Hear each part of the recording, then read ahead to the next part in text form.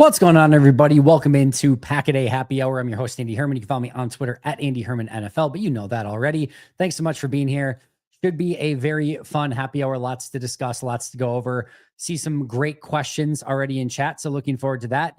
Get those questions in early and often. I have about 45 minutes to have to pick up the kids from school today, but we'll go through as many questions as I can between now and about 3:45-ish. And as always, super chats will go to the top. We'll get to some member questions at the end. But again, appreciate all the support and thanks so much for being here. Let's kick things off right away with John Kramer. Of all the new head coaches in 2025, which ones would Jeff Hafley have been a better hire than? It's an interesting question. So I think Ben Johnson makes sense for Chicago. I would have probably taken Jeff Hafley over Pete Carroll, but I could understand why they wanted to go in that direction. I think Vrabel was a good hire. I would have probably taken Hafley over Liam Cohen, but I can understand why they went in that direction. Would have probably taken him over Kellen Moore. And I think Aaron Glenn, you could probably toss that up either way. And then I probably would have taken him over Brian Schottenheimer as well. But I think what you always want to look for too is a coach and team scenario that makes sense for both sides. I'm not sure there was a 1A perfect fit. I think he would have fit well in New England, but I think Vrabel fits there perfectly. He could have benefited in Jacksonville, but I mean, Jacksonville's been a struggle with the ownership and everything like that. I don't know that that's the direction that you wanted to go in either. The Saints is a terrible scenario. Cowboys, you got to deal with Jerry Jones. The Jets is not a great scenario. So if I'm Hafley, I don't hate that I ended up staying in Green Bay for another season, and I can maybe, work towards a different head coaching job moving forward. And maybe there's going to be a better scenario in 2026 or beyond. But I do think there's a couple out there that he certainly would have been better than. Just watch your scouting review on Kalen King and hearing what his coach said about him in the last press interview. Are you at all hopeful that he takes a big step forward this year? Maybe he's the next Shields. I would not go that far. I do appreciate the question, but I think that's probably a little bit over aggressive. If he just the first thing for him is just, can he make the team, right? If he can go and do that and make the 53, that's a good start for him. I thought last year, Kamal Haddon, they seemed to like a little bit more. Now, that may have just been a special teams thing. Remember that he was a seventh, very, very, very end of the 7th round draft pick, and he did not make the 53. They released him outright. And then even when they were calling up players, they called up Kamal Haddon before him. So I would just pump the brakes a little bit. I think he's a very unique prospect. I know there's a lot of hope out there for him. He was primarily used in the slot last year. It sounds like they're putting him outside a little bit more this year. So let's just kind of see what training camp looks like. Let's see if he can make the 53. And then if he does those things, we can kind of take a look at it from there. But I would pump the brakes on anything past that. But it does sound like he's going to have a real chance to make the 53-man roster this year. John says, am I crazy, or did Zane Anderson actually look better at safety than Javon Bullard last year? This is a couple things to note here. Number one, small sample size, right? Zane Anderson barely got on the field at safety last year. In fact, it was probably less than 100 snaps would be my guess, maybe a little bit more than that. Zane Anderson. Oh, the thing's not working. All right. Well, PFF's wanting to be a jerk right now, so I don't think it's going to work. Yeah, for some reason, PFF's being a jerk. But yeah, regardless of how many snaps he played, Zane Anderson is definitely a little bit more on the smaller sample size, right? Above and beyond that, I think Javon Bullard is getting way too much, hate or whatever based on his play last year, which, while maybe not at the upper echelon of ideal, and Evan Williams outplayed him, whatever, I still thought for the most part was pretty darn solid throughout a good chunk of the season, with a couple hiccups here and there, plus being asked to play between the slot and safety, sometimes switching mid-game due to injuries. I thought he was put in a tough position, and I'm still very excited about the prospect of Javon Bullard. The other thing I'll add here is, even if Zane Anderson was a little bit better last year than Javon Bullard, you're still playing Bullard now because Bullard's upside is tremendously higher than Zane Anderson's. So if you can get Bullard just playing a little bit better, he's already going to be better than Zane. And if he gets any more than that, he could be a good step or two ahead of Zane. So sometimes as rookies, second-year players, you have to go through some of those growing pains in order to get to the point that you want to get to. I kind of felt like it was that a little bit for Bullard. I'm not saying he's going to turn into a superstar, but that will all remain to be seen. But I think he's much better than people are giving him credit for after this past season. Hope this makes sense. If you had to break down the worth of each round, what type of player should each round produce in a perfect world? Like round 1, Hall of Fame players, round 6, practice squad guys. What say you? If you had to break down the worth of each round, what type of player should each pick is hard. You know, you can look at like the Spielberger draft value chart. I think it's over on I think it's on Over the Cap is where it's at. But like, and you can see some analytical values of this as well. You kind of have like the top 5, and then all of a sudden you start seeing a little bit more between like picks like 8 and 30. There's not a huge ton of difference. And then you just kind of go in like a sliding scale as to where you can find the best value. Second round's a great value. And then again, the later that you go on in the draft, especially past the top 100, values start to fall off pretty significantly. I would also argue, Goldex, that I think we overvalue the first round and just undervalue the rest of the draft in general. Yes, we all do our mock drafts 1 through 32. We know the top 32 prospects in and out via every single draft, but it is very few and far between that like those are just the best 32 or anything like that. There's so much value in the rest of the draft that you can find. And, you know, more often than not, you're going to see Pro Bowl, All Pro, sometimes even Hall of Fame caliber players fall in rounds 2 through 7, and even some undrafted free agent types. So there is a pretty big swing right now in the analytical community that says, hey, enough with the like high picks. If you can get more picks, you're better off. You want more swings, you want more bites of the apple. That's actually going to prove much more valuable to you in the long run than, you know, all these, you know, high picks, unless you're picking in like the top 10, especially in like a good draft where those picks tend to be a little bit more, you know, surefire, where you're going to get something of real value at those points. But outside of that, it definitely ends up being a little bit more quantity over quality, not to a large extreme, right? You have to be careful. You don't want 8 7th round picks over 1 2nd round pick or something like that. There is a limit to it, but you definitely usually want to trade down. You definitely usually want to pick up additional draft picks. And like I said, there's value all over the draft. And then, you know, as far as like putting it out that way, I mean, there's how many Hall of Fame players are going to be in each draft class, right? Like a few. So certainly not the entire first round. And again, it's not always the first round. Tom Brady's a great example, 6th round pick, right? Well, greatest of all time. And he's a 6th rounder. And then the last thing I'll just add here too is what you should be looking at from a draft standpoint is not to get your best player in the first round, your second best player in the second round, your third best player in the third round. To me, the best teams at drafting are ones that have a vision and a plan for what they want to accomplish. And what you're trying to accomplish in general is to try to get one All-Pro / Pro Bowl caliber player, you know, 2 to 3, and I would say probably 2 like really good starters, like a solid player and maybe like a, you know, rotational piece or special teams guy. Like if you can get that out of most drafts, you've done a really, really good job. And I don't care, quite frankly, where you get that All-Pro player or Pro Bowl player. I don't care where you get the 2 starters. I don't care where you get the, you know, rotational piece. I don't care even if you get the special teams guy or whatever. I just care that you get, you know, 3 to 4 good players, including one, hopefully really great one in each draft class.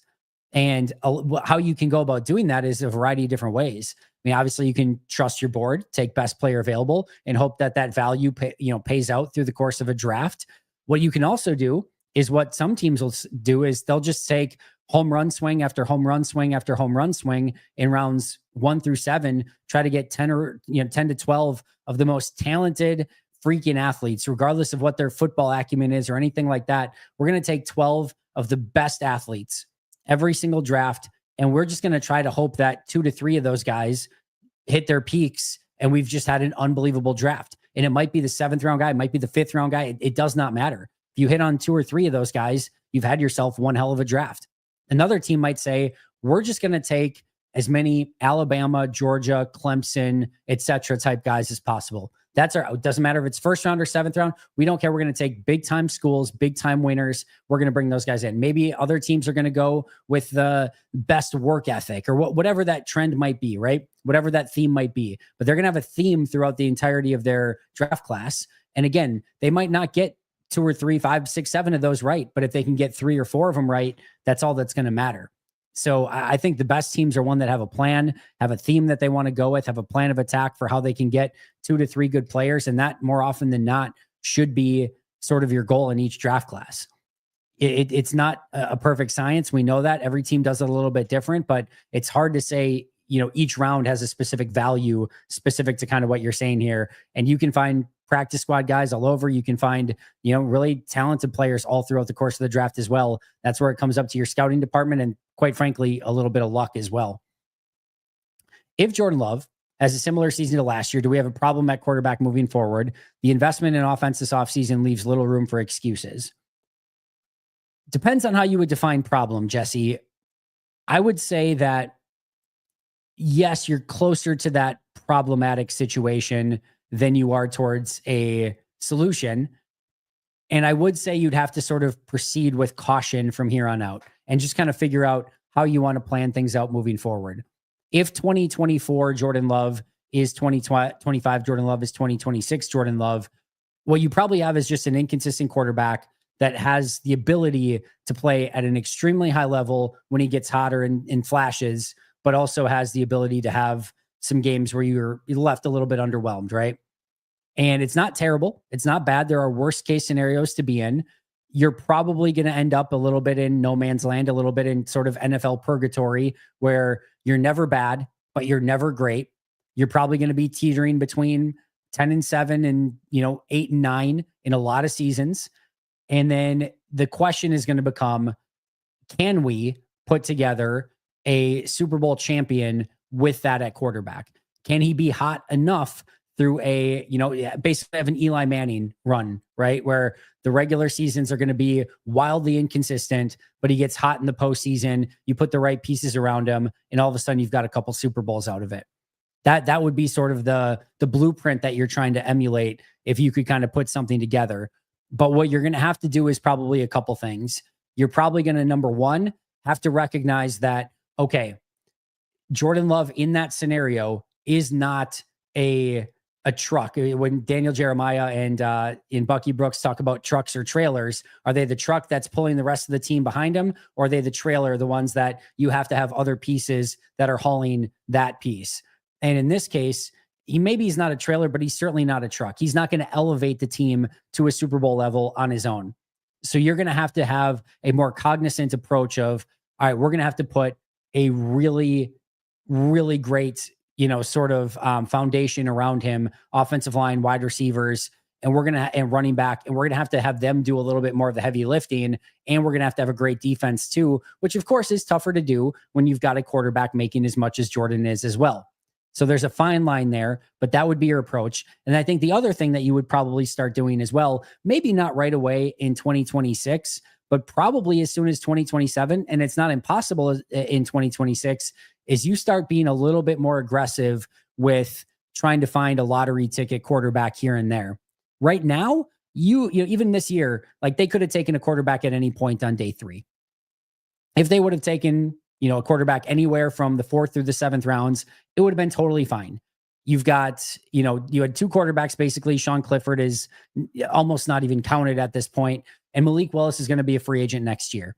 So you could have taken a quarterback 4th through the 7th round, taken a flyer, have them be the number 3 this year, and hope that they can be the backup next year and still have somewhat of a lottery ticket, right? But more often than not, you're going to find those better lottery tickets in the top 100 picks. I think as soon as next year, you could probably start taking one in the 2nd or 3rd round if the right quarterback fell to you. Just be like, we're just going to take this and just kind of see, what does this look like? Did we maybe hit on something we weren't expecting to hit on? I think you start getting a little bit more aggressive in that. And then in 2027, if you get the same sort of performance in 2026, now all things are on the table, all bets are off, and you can start looking for maybe a transition point where you want to start looking for a quarterback that isn't going to keep you in purgatory and is probably going to get you maybe a little bit further in the future. So I think that would be the plan of attack of, number one, all right, we're going to try better pieces around him to see if we can make this work. And then also be open to taking a lottery ticket here or there and see if something hits where you might end up in a better scenario down the road. All right, Jesse, coming from Pennsylvania to Green Bay for a game, any recommendation on the best place for tickets for me and 4 other buddies going to the Commanders game? No other places than, you would probably know about already. You can check all of the game times, the StubHubs, all of those. I don't have any ticket promotions right now. So I wish I had one for you, but you can try. There's a couple of them that I've had Packaday codes in the past. So you can try code PACKADAY and see if there's any out there that still work. Maybe there will be, maybe there won't. I don't know, but you can certainly at least try it out. But no, I don't have any off the top of my head that I use at the moment. TickPick is probably the one that, if there is, I wonder if you can still go to tickpick.com/packaday. You can.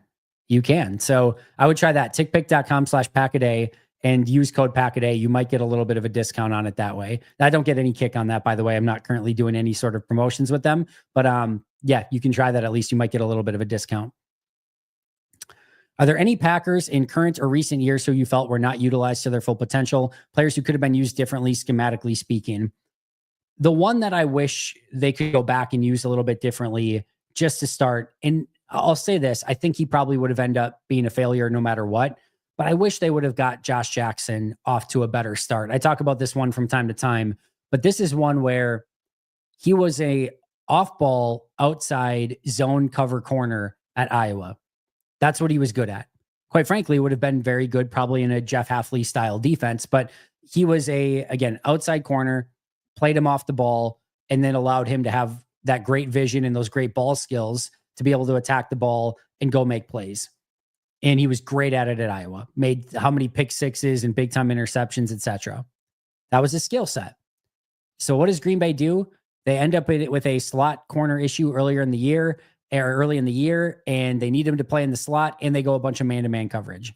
I mean, literally could not be trying to fit more of a square peg in a round hole. And to me, so much of a rookie's career, and we're kind of hearing about this with Caleb Williams this week, right, is getting them off to a strong start, getting them off on the right foot, and making sure they're being put in a position to succeed.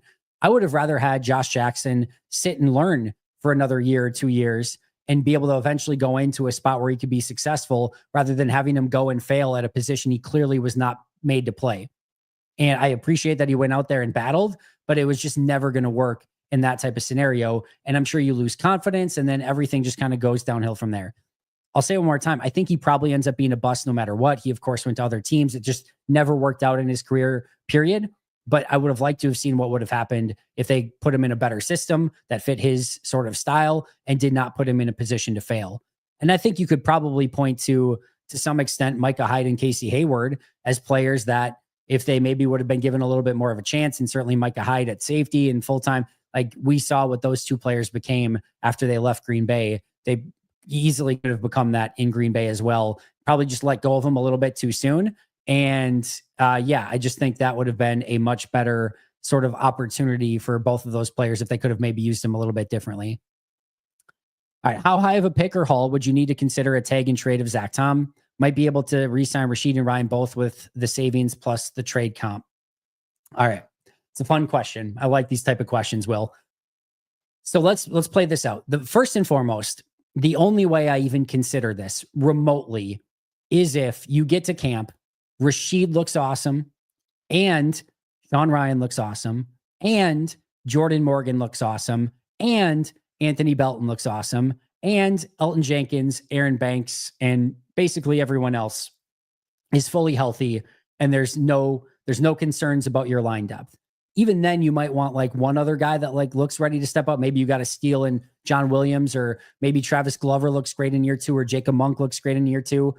If you're feeling unbelievable about your offensive line, and again, the big things here is that probably Belton and Banks and Jordan Morgan look like the real deal, right? If that were to be the case, that's the starting point. Then maybe you have some conversations with Zach Tom's agent, and he's like, I'm looking for $33 million per year, something absurd. It's completely out of the realm of like, okay, we're in major problems here. He's looking to be the highest paid tackle in all of football. And on top of that, some team comes calling with like a God mode offer. And I'm talking probably like first and a third round pick, plus maybe like a young player or something like that. Now that's where the conversation takes place. And I think at that point, you could at least consider it. So maybe get a first to third, and maybe you get a young, like developmental offensive lineman that was like a, 4th, 6th, 7th round pick somewhere in there in the last couple of seasons that, maybe shows some promise. Okay. I can at least have that conversation at that point. I probably would still just lean towards, hey, we have Zach Tom, and I kind of really like Zach Tom. and you should probably just keep him.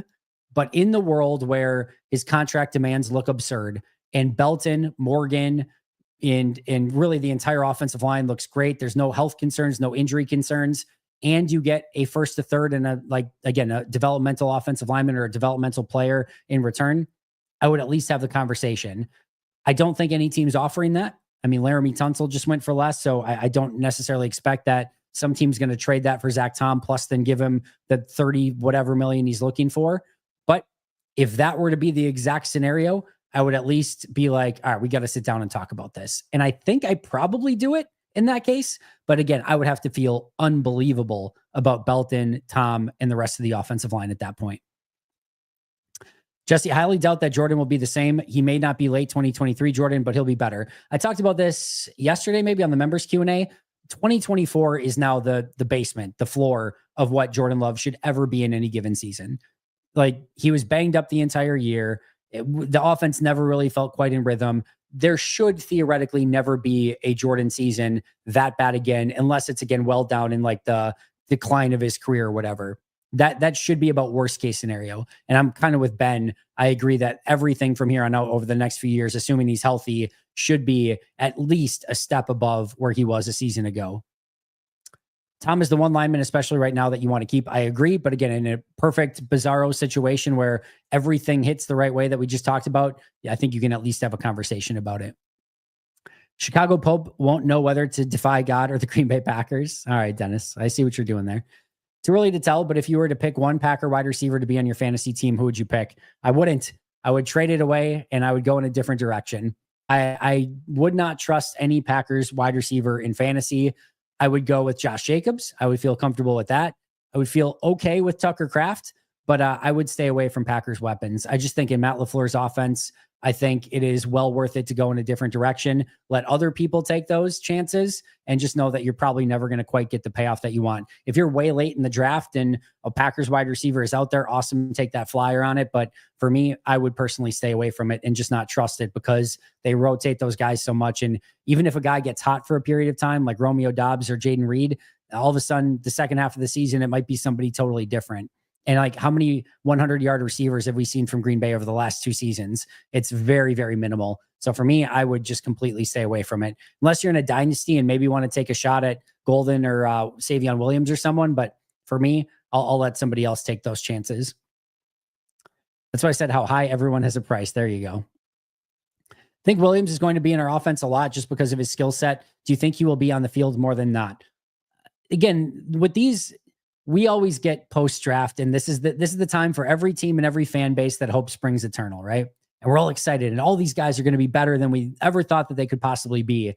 And my big suggestion is just like, let's wait and see just a little bit of what they can become. I think there's a real chance that with Savion, let's say, for example, Mecole Hardman makes the roster as the primary punt returner. And that's kind of his main job, plus as like a backup wide receiver. You're probably looking at a scenario in which Golden, Wicks, Doubs, and Reed are your primary 4 wide receivers. And then Hardman acts as your number 5 because he's going to be your primary punt returner. And then in that case, Savion is probably inactive on game days, and it's going to take him some time to kind of get activated or maybe take an injury or two at some of those receivers ahead of them. So I could see a world very much where Savion is at the beginning of the year, maybe a healthy scratch if there is another, receiver on the roster that they want to get in for special teams ability. Now, I'm not saying that's 100% going to be the case. He's going to have every right to go in and earn snaps right away. He's that talented, but let's see what he can do. Let's see what his role is within the offense. Of course, there's a variety of different ways that you can utilize him. And I think he's going to be a very fun piece for Matt LaFleur. And my guess is they try to get him active, but let's take things one step at a time, see what he can bring, see if he's active. And then if so, what type of playing time he gets. But I do very much expect Doubs, Reed, Golden, and Wicks to still get a bunch of playing time at wide receiver. Dave, you are more than welcome. I came for the in-season info and have stayed for all the other info knowledge you share. Cheers, Dave. That's very kind of you. Glad you're enjoying it. I think the off-season is as fun as anything we do in season. I think there's so many unique different angles that we can look at things, right? Whether it be, the coaching changes free agents that they could sign, free agents that they do sign, draft picks that they might make, draft picks that they did make, undrafted free agency. Now, how does this team fit together? What's the Jair situation looking like? Well, we'll get into all of it. So I think this is a very, very fun time of year, and I'm glad you're along for the ride. Drew, thanks for being here. Will, I know college is way different from the NFL, but do you think Hafley might not want to become a head coach again? I know he wanted to leave college because he wanted to get back to being more hands-on. My guess is that Hafley would be extremely interested in becoming an NFL head coach. The backstory here is, for those of you who don't know, college right now as a head coach is a huge pain in the ass. And that has to do with the NIL stuff. That has to do with constant, and I mean constant, transfers and recruiting and the portal and trying to keep your own guys. Like, you're just putting out shit storms every single day, or you're trying to bring different players in, and it's nonstop. It's absolutely nonstop. And your actual ability to just get to be a football coach has gone significantly down. Now, some campuses are bringing in a college football general manager for this reason, which is taking some of that stuff off of the college football coach's hands. And they're not having to be as involved in that, which is a necessary step. You're going to need your college football coach to primarily be the coach and focus on that stuff, or it just becomes a nightmare for everyone. So if you end up in a situation where you do have a good GM in college that can take on all of that stuff, you're probably going to be okay. But so many of these colleges don't have that yet, or don't have the resources to have that, where it becomes really, really difficult, where so much of coaching is no longer coaching. That's why he wanted out of the college football ranks. And he is not the only one. It's why Saban's gone. It's why so many of these guys are just done with it, because it no longer became a true coaching job. It became everything else. Now, do I think he probably loves being a defensive coordinator? Yes. But if he got to a place in the NFL where he gets to just be a coach, and you've got a great GM that is with him, and he just gets to be the head coach of a team, I think that would probably still be his dream job. I can't speak for him. I don't know for sure, but I do know he took head coaching interviews, and if he just wanted to stay a defensive coordinator, he probably doesn't take those, right? So I think in some way he probably would love to be an NFL head coach. And I think his issue was with being a college football head coach. And he knew, he wasn't going to go from Boston College head coach to NFL head coach. So he needed to take that step back, go to defensive coordinator in the NFL, and then work his way up and eventually become an NFL coach by going about it that way. LA Knight enthusiast. Yeah. I would love if the first offensive play this year is aggressive and is a deep shot to Golden like Watson's first play was, hopefully with a better result. Do you want to tempt fate again? So what if he drops it? Is it just like, all right, this is all over again? We're getting another Christian Watson experience, which isn't the worst thing in the world, of course. Watson's been pretty good for Green Bay, save for the injuries. But yeah, I will say I love the aggressiveness, but you could do it to a variety of different players, but hey, if you want to do it to Golden, I'm cool with it. And I'm always for taking a shot down the field to open the season, or at least early in any single game, if you want to go that direction. Dan, good to see you. Glad you were able to make a live chat. All right, we know Reed hit a wall the last 9 weeks of the season. Any correlation you saw around that time? We didn't finish strong as an offense. Wondering if you saw anything on tape regarding Reed. Not off the top of my head. I'd probably have to go back and watch it closely. I just think the offense was a little bit disjointed. They were using guys in different ways. I think Jordan was trying to be a little bit more cautious with the ball as well and not have those turnovers. Just never really felt like the entire offense was in rhythm. So I don't even know that it was anything specifically to do with Jaden, but it just never felt like the offense was in rhythm in that second half of the year. I'd like to chalk it up a little bit more to that. I don't have any concerns with Jaden. I think he's going to be still a phenomenal wide receiver, but hopefully does not have a second half of the year slump like he kind of did this last year. Zane Anderson has only been a safety and not a rookie. I'm not sure what that's in regard. I don't think it was the, I guess in the comparison to Bullard, but yeah, I see what you're saying, but I can still understand they're both safeties, which is why I think he's kind of comparing the two. Safeties are solid as a rock. I do love our safety core for sure. Realistic, how many carries would you give Lloyd with Jacobs healthy? I think there's a difference in that answer, Drew, in maybe big games and in maybe playoff games and maybe just week 3 against the Browns sort of game. I do think that you want to limit the wear and tear on Jacobs a little bit in season to try to keep him, healthy throughout the course of the year. Now, he shows that he can carry the load and not have, any real issues with it, but he is getting older. and you do have to be a little bit cognizant of the wear and tear. So for me, I would like to see him get in at least about 12 snaps per game. Now, that doesn't mean touches, but I'd like to see him at least get in probably like 12 to 14 snaps per game. And I'd probably like to see him get about 6 to 8 touches per game. I think that feels about right. If it ends up a little bit more than that, that's fine. If it's a little bit less, that's fine. But probably somewhere in that, 12 to 14 snaps and, 6 to 8 touches at running back. I think that would feel about right for Marshawn Lloyd to start things out. Carrie, thanks for being here. Andy, of all the new players, who are you most excited about and why? Just new players, huh? I think it has to probably be Matthew Golden. I mean, to me, that's the one that has the ability to be a really fun playmaker at wide receiver right away. Savion Williams is absolutely in that conversation. If anyone saw me go through either the deep dive here on the show or just the tweets that I was putting out with all of his really fun plays, I'm really excited just to see if, he can bring something exciting to this offense from day one. I am excited about Belton and Banks as well to see what they can do, but I think my answer here would be quite easily Matthew Golden, or at least Golden and Savion. Not going to lie, with the new additions of Golden and Williams, I'm more than fine with letting go of Dobbs, Watson, and Reed. I think, again, this is one where let's not get ahead of ourselves. Right now, we have this shiny view of players until we don't. Jaden Reed at this time last year was like, oh my God, they got Jaden Reed. Dontavian Wicks at this time last year was like, oh my God, we've got Dontavian Wicks. And Luke Musgrave was that way as well. And now you look at him and you're like, oh, Wicks had a down year. Reed wasn't the same in the second half of the year. Musgrave was hurt again. And all of a sudden you look at them totally different. When you first got them, or even after their first year, it's like, oh my God, they've got all these great young, talented wide receivers. We're going to be unstoppable. So just understand, again, it's great to have hope and excitement for all these young players, but they're going to go through struggles as well. At least some of them are. Maybe you hit on one of them and they just are awesome from day one and never look back. That's possible. But for the most part, some of these guys are going to go through trouble. Look at Devontae Adams. Devontae Adams is such a great example of this. I mean, Rashawn Gary is another one. Kenny Clark had a down year last year. Like, it's going to be a journey for a lot of these players. It's not going to come without hiccups. And I think the more competition and depth that you can have right now at that position, the better. Now, the other thing here, Steven, is Reed's just in the coming off his second year. And I'm certainly not in any rush to get rid of Jaden Reed. Watson and Dobbs are free agents next year. That's a totally different conversation. If you're ready to kind of let them walk in free agency next year, I understand that. You can go with Reed and Wicks and Golden and Williams and probably add another draft pick or two next year. Feel really good about your wide receiver room. But there should be no rush to get rid of Jaden Reed. And he is a fantastic wide receiver that still adds a ton of value to this team and should still have a very bright future ahead in Green Bay.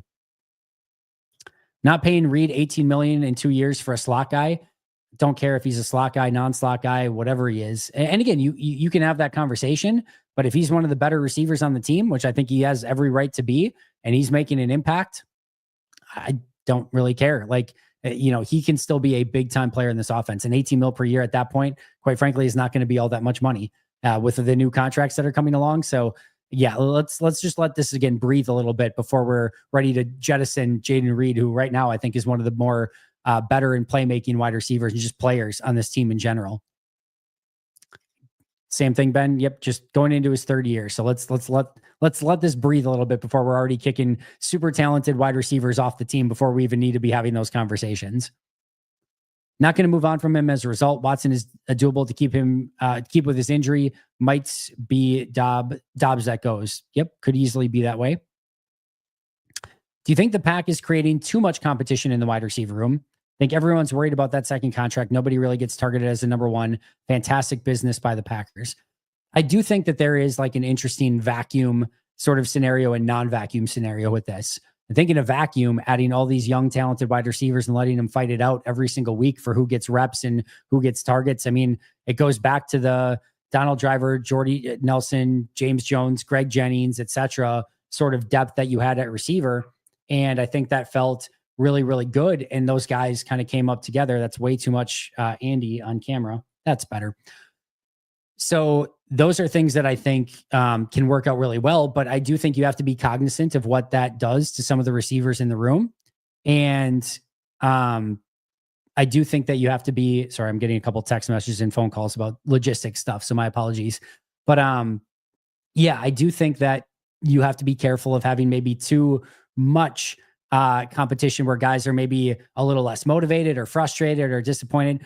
I think they're going to be able to manage all that. I still think this is a value add and I think a good thing more than a bad thing, but I am interested to see how this kind of plays itself out. And especially when Christian gets back, like if Christian gets back week 14 and looks like Christian, and all of a sudden Savion and Matthew Golden are really good, and Dobbs wants his snaps, Reed wants his snaps, Wicks wants his snaps, that could be a very heavy burden to try to feed all those mouths in that wide receiver room. Not to mention Musgrave and Kraft and Josh Jacobs and Marshawn Lloyd. It's a lot of mouths to feed. I don't hate it. I love it, but there is potential consequences there, and you just have to tiptoe carefully on how you kind of handle some of those interpersonal situations. Pick 199, correct. Yeah, that is a well-known one. All right. There's been a lot of talk about our 5th rounder, Colin Oliver. Is he showing out at camp this early, or do you think people are just projecting his value because of good old 24 year at okay. So a couple things.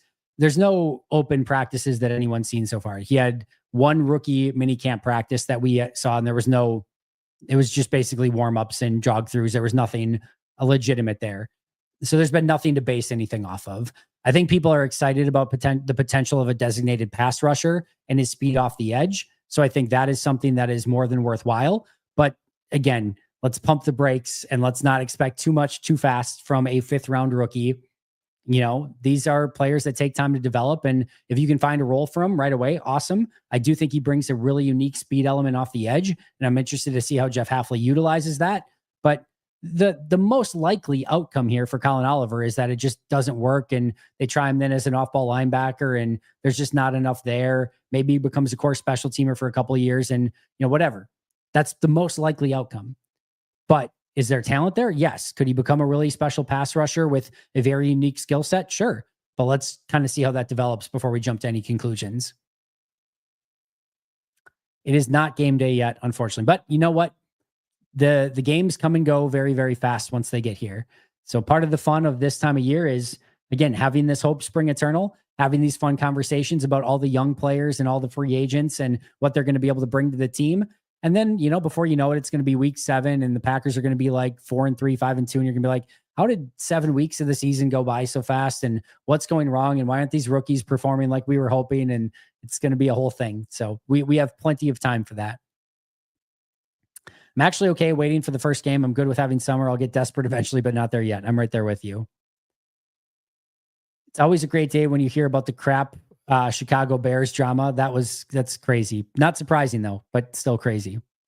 Now that the schedule is out, when are you doing your AI compilation season? I remember how well it did and really need a guide to look for betting. Just kidding, but I hope you do that episode again. I'll definitely do it again this year. Don't know when yet. Usually I take a look back at like when I did episodes last year and kind of base it in a similar fashion and years before that as well. But we'll definitely do that again at some point. Turns out Caleb Williams had to go out of his way to watch game film. Team coaches were not pushing yet. Just crazy, crazy story.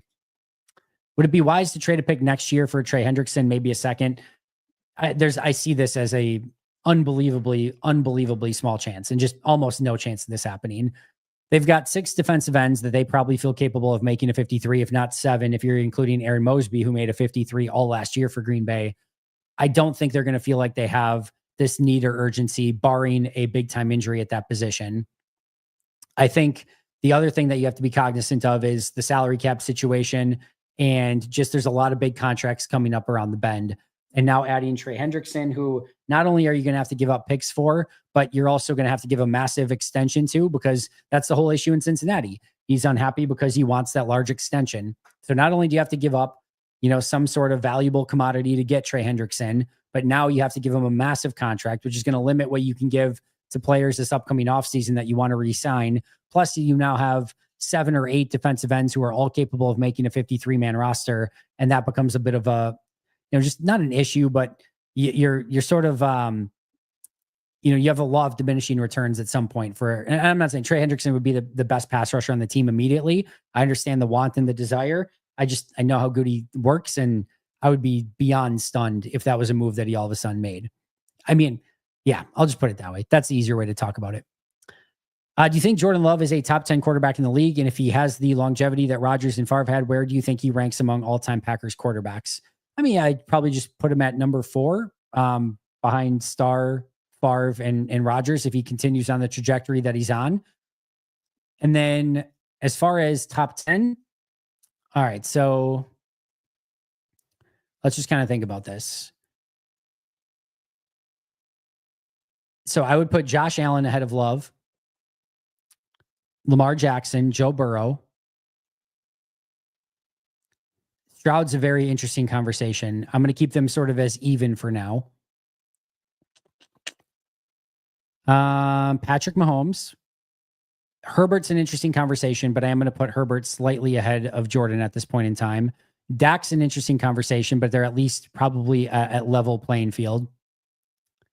Hurts is a very fun conversation. I would be willing to hear arguments on either side of that. Jaden Daniels is very fun.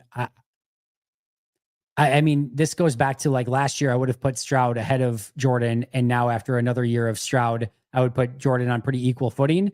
Now I would probably put Jaden Daniels ahead of Jordan. But again, in second year, if Jaden Daniels hits a little bit of that sophomore slump, Jordan could easily outperform him this year. Let's see. Stafford, you could make the argument for. Is that kind of it? I mean, again, you could make arguments for some of these guys, right? Like if you want to put Jalen Hurts, if you want to put Dak ahead, if you want to put CJ Stroud ahead. But I mean, I'm certainly putting him ahead of Tua. I'm putting him ahead of Drake May for now, putting him ahead of Justin Fields, putting him ahead of any of the quarterbacks in Cleveland, putting him ahead of Will Howard in Pittsburgh, or even Aaron Rodgers for that matter, if that's who it ends up being, or even if it's Kirk Cousins, putting him ahead of anyone in Indy, including Anthony Richardson, Daniel Jones, putting him ahead of Trevor Lawrence, putting him ahead of Cam Ward for now, putting him ahead of Bo Nix, putting him ahead of Geno Smith. Certainly Sam Darnold. I'm putting him ahead of Purdy, putting him ahead of Kyler Murray, putting him ahead of Baker, although that's a kind of fun conversation, but I've always been a Baker guy. You guys know that, but I'll put him ahead of Baker, put him ahead of anyone in New Orleans, certainly at the moment, ahead of Bryce Young, ahead of Michael Penix, ahead of JJ McCarthy, ahead of Jared Goff, although that's a very fun conversation as well, ahead of Caleb Williams, ahead of anyone in New York that ends up starting there, Russell Wilson or, Jackson Dart or anyone. And I'd probably put him ahead of Dak Prescott as well. So I think he's very much in the conversation for top 10. And I don't think it's that controversial of an argument at the moment. Andy, I'm still sad about losing Casey Hayward in free agency way back when. Random Packer, Mike McKenzie. That was a tough one to lose at the time as well. Since coaches can't be franchise tagged, who's one coach or coordinator you wish we could sign to a never leave contract? Probably none. I mean, I would, I guess, franchise Jeff Hafley until I didn't want to franchise him anymore, I guess. But you could put LaFleur in that conversation as well. But I'll just put Hafley on there for now. But again, these guys run out of favor quick, and all of a sudden Hafley has 1 year as like the 20th ranked defense, and everyone's going to want to be firing him. So for now, I'll put it on Hafley, though. Me and Andy on the same wavelength. Love it. Vulcan mind meld. There we go. Andy, what do we do with all the running backs? Chris Brooks looked really good. I think you just keep 4. I think it's pretty simple. I think you keep all 4 of them, to be honest. There's a 0.1% chance that there's a better daily Packers podcast than Pack a Day. Appreciate that, Dave. Ben's on the same boat of keeping all 4. All right, we're going to get to J Money at 320 in just a second. I want to get to these super chats.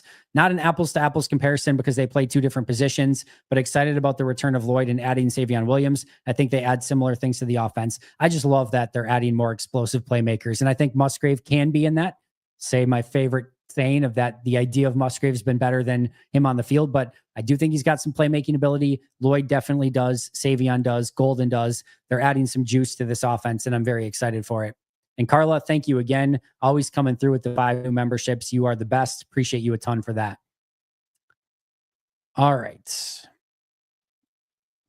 What do you think has been our best draft pick in offense and defense under LaFleur? And what Packer do you think will have the it factor to be the star-studded career for the future of us? I'm thinking here, J Money. All right. So I'm just going to answer this as the best offensive and defensive draft picks of the LaFleur era. All right. Let's see here. So LaFleur was what? I mean, the best defensive draft pick was the trade down and then trade up and pick up a future first and still get Jair Alexander. So I'm going to say that one in the first. And then, or for offense, I should say, or for defense, excuse me. Best offensive draft pick of the LaFleur era. Can make an argument for Elton.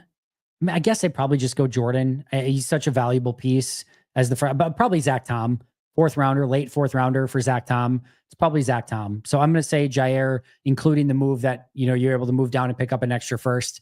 And then on offense, I'll go with Zach Tom. The season Micah was released, he was in the Pro Bowl. Dom Capers and his 1960s type A personality and schemes wouldn't play him for his positions and strengths. Fair enough. I actually have Love, Watson, Wicks, Reed, and Jacobs last year in fantasy football. Jacobs did well for me, but that was it. Yeah. Be careful getting those Packers. Happy Friday, Andy. Enjoy your weekend. I will certainly do so. Thanks so much, Mike McGee. Do you think Golden and Williams, if they work out as advertised, can be a duo like Jefferson and Addison, or St. Brown and Jameson Williams? I mean, if both of them turn out, yeah, absolutely. I think Golden can easily be, and Amon-Ra St. Brown, or someone like a Jordan Addison. I think Greg Jennings again is one that you can kind of point to. And yeah, Savion Williams has the ability to be as good as he wants if he hits his ceiling. If they both turn out, it is a phenomenal 1-2 duo at wide receiver. Can Hafley be Green Bay Spagnuolo? I would take that very much, Ben. The shot to Watson on the first play worked pretty well 2 Thanksgivings ago. It did. Well said. In a what-if alternate sports ball multiverse, if we selected Cooper DeJean instead of Edgerrin Cooper, do you think either one would have been or had the breakout season they did in different systems? I think Cooper DeJean would have been great in Green Bay last year, given what we saw from him and how Jeff Hafley ran the defense. So I think he would have. I think Edgerrin Cooper still would have been awesome in Philly. I think just how they played Zach Bond in that defense, it may have been tougher for him to get on the field, maybe quite as much, but I still think he would have found ways to make an impact. I think it would have been similar, but I think DeJean would have been almost apples to apples. And I think Edgerrin Cooper maybe would have taken a little bit of a step back just because what Philly had at linebacker, but overall, I think both of them would have been very similar. Start, bench, cut, Matt, Jeff, and Rich. So start Matt, bench Jeff, and then cut Rich. I think that's probably the right answer. Jaden Reed becomes a monster if he can win against man coverage. I'm not super concerned. I think he's going to do fine against man this year. I think the team as a whole struggled against man. I think Matt will bring back some of his man beaters. They'll have success with it. I don't have much concern over it, to be honest, but hopefully the numbers look a little bit better this year. Thank you for all the content from you and the team. Hit the like, Sam. I appreciate that a ton. I think it's time you come clean about your wardrobe arrangement with Black Clover. I wish I had one.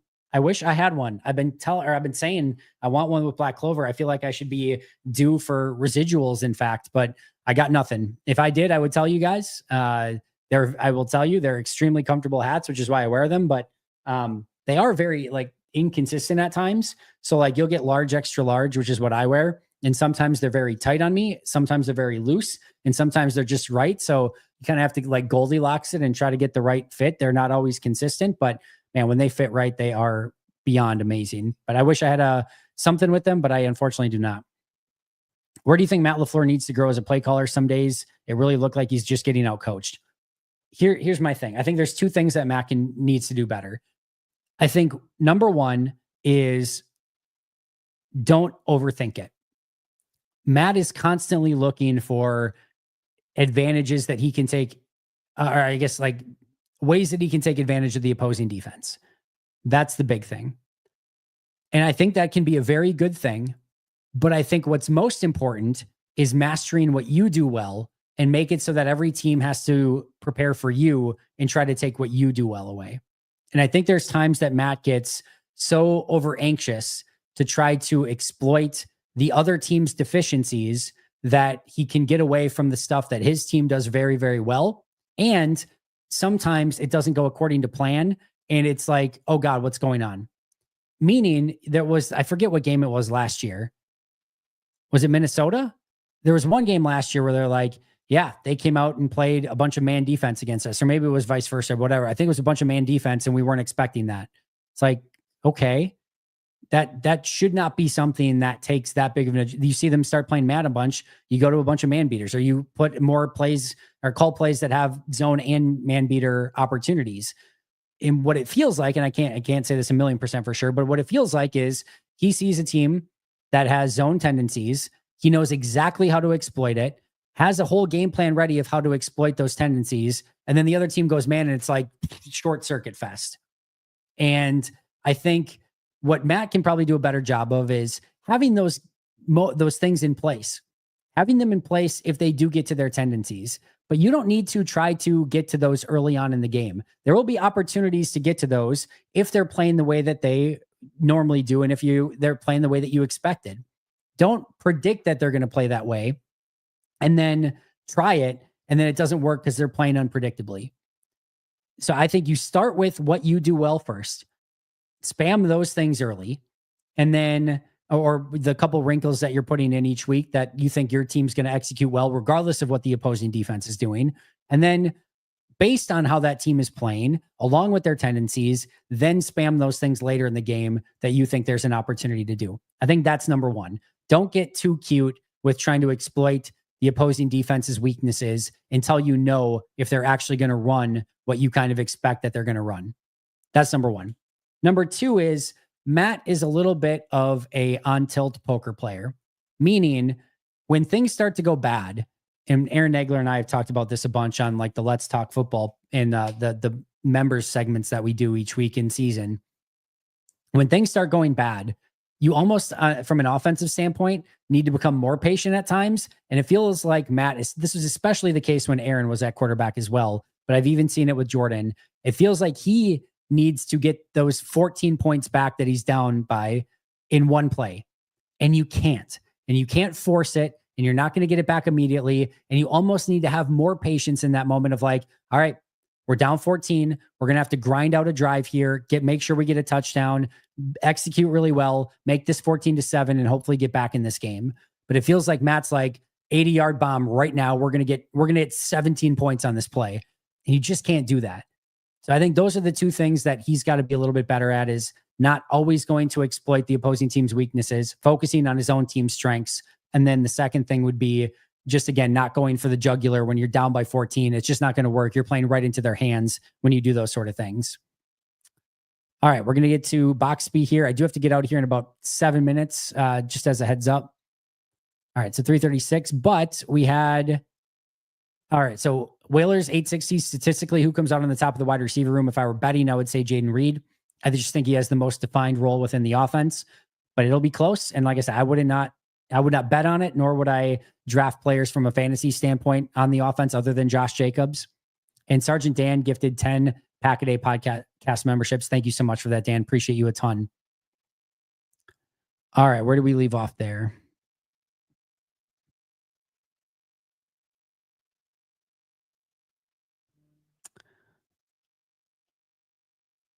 All right. Not Pack related, but with Carr retiring and forfeiting his contract money, do you see other teams trying this to help relieve some cap issues? It seems like some backroom deal was done to help. I don't think so. I think this is a one-off, and I think he is legitimately hurt. I think there's probably some things there. Plus, from a dead, I'd have to look at this a little bit closer, but I believe a lot of his signing bonus stuff accelerates too, which actually can become a little bit more problematic. But I'd have to take a look at exactly how his contract was structured. Has anyone ever seen the Scott's Lawn guy, Feed Your Lawn, Feed It, and Sami Zayn in the same place? Not saying, just saying. See a little bit of that. Check out the article about the Bears from, what was it, like Seth Wickersham, about how he did not want to play in Chicago. Caleb Williams, that is, was trying to avoid it at all costs, and they didn't do anything to help him watch film or anything last year. And Waldron and company were a complete mess. It's a good article. Allen, Mahomes, Hurts, Burrow, Jackson, only quarterbacks that put ahead of Love, but you're a homer, though. Fair enough. Can you talk about Colby Wooden? I feel like we don't hear much about him. I have no idea what kind of player he is. I think this is a huge offseason for Colby Wooden. I think he's a 3 technique only. I don't think he's shown a ton of pass rush juice, and he hasn't been great as a run defender. He was a 4th round pick. There's definitely talent there. Put on a little bit of functional strength this past year. Interested to see what he looks like going into this offseason. But I just think this is probably a pivot point for Colby Wooden of like, either he takes a step or he's just like your 5th or 6th defensive tackle and is probably not going to give you much more than that. So right now, rotational 3 technique that can give you a little bit of juice as a pass rusher, but is never going to be at this point anything special until he shows something a little bit different. I think he's going to have to legitimately earn his spot on the roster this year. Offense, Watson or Reed. I would take Reed. I think with the injury history, unaware of college football, people forget how much of a problem Musgrave was in Oregon State offense. But guess what? When he was healthy, he had injury issues at Oregon State too. And that's been the big thing for him here in Green Bay. If we get a 5, 6, 7 seed in the playoffs like last year with no injuries, do you think we can make a playoff run or make it to the Super Bowl barring no 49ers interruptions? Yeah, absolutely. Just got to get hot at the right time, play your best brand of football, probably get the ball bouncing your way a couple times. But no, if they get hot at the right time and get the right matchups, sure, why not? Within the realm of possibility. But the better way would probably be to get a couple home games in there and win the division if possible. Need to move on from the phrase man beater. I don't know. Strongly disagree. Reed needs to play like St. Brown. Yeah, I mean, St. Brown's phenomenal. Right? I think he's one of the more underrated players. He's rated well, and I still think he's one of the more underrated players in the league. He's a phenomenal football player. But Jaden Reed's really freaking good, and I think he's in for a big bounce back season and a much more consistent season in 2025 and beyond. I am not super afraid of San Francisco either, but maybe those are going to be my famous last words. I hate San Francisco, but I do enjoy Kittle as a player person, but he can't defy father time for much longer. We're seeing it with Kelsey right now, right? Like we're going to probably see it with Kittle pretty near as well. It's just tough to continue to play that position at a high level. Andy, that's also good advice for Pokemon players. Thank you, sir. I'm not a Pokemon guy, so I can't speak to that, but I'll take your word for it. Would I trade Jordan Love for Caleb and 2 firsts? Oh, man.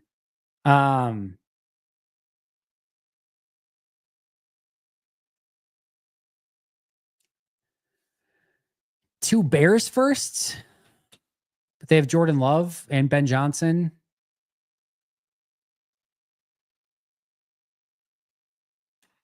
The answer probably should be yes. I'm going to say no. It might be the wrong answer. You then have to take the dead cap hit for Jordan, accelerate on your contract. Now you can do it because you can do it post June 1st, which would make it okay, and split it. Caleb is not going to be on a huge contract for you. Bears elite the majority of his guarantee. Actually, his guarantees are going to be base guarantees. I don't know. It's close. I could hear an argument for it either way. It might extend your timeline a little bit longer, but Caleb really struggled. He's not really a great fit for Matt LaFleur's offense. I'm going to stick with Jordan. I'm going to stick with Jordan. All right, Daryl, I'll hold you to that. You can bring it back up in a few months if he ends up being the big-time player this year. Speaking of college football, what programs do you think are the best at producing talents? Is Georgia. Just give me Georgia. Alabama's probably close too, but I'll take Georgia overall. Get a chance to check out the Athletic podcast deep dive into why Jordan Love didn't progress last season. Thought it was pretty insightful and raised some real concerns that could limit his ceiling. I saw pieces of it that were posted, but I haven't had the chance to listen to it yet. But it was the Athletic Football Show, right? And I think him and Klassen went into it. I'll definitely check that out in the near future for sure. All right, friends, I found out as we were, that's what I was texting about the logistical stuff.